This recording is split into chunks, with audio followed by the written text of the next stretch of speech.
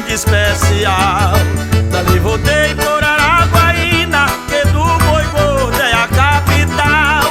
Dali segui para Imperatriz, terra da madeira de um povo legal.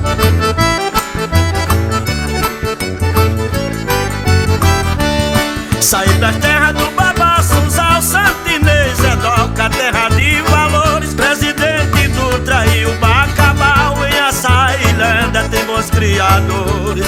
Fui à Baixada, conheci Pinheiro, Viana e Vitória, tem bons pescadores. Peguei um barco, fui pra São Luís, a capital da Ilha dos Amores.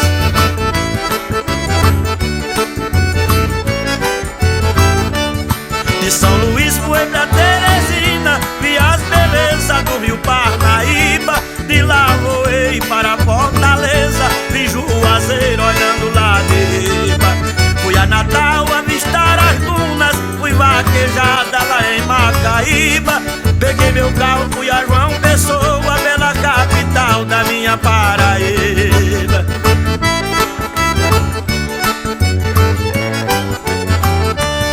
De João Pessoa fui ao Pernambuco para ver Recife, o Igaraçu. Fui conhecer Fernando de Noronha, fui a Vitória, lá bebi pitu.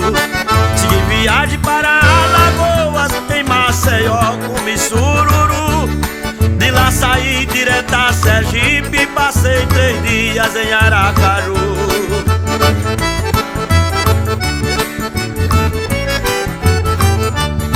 Lá de Sergipe saí pra Bahia, em Salvador passei uma semana. Fui à Conquista, Ilhéus e Itabuna, visitei Serrinha e Feira de Santana. Fui à Vitória do Espírito Santo, lá farriei, gastei minha grana. Dali eu fui ao Rio de Janeiro, só gozar a vida em Copacabana.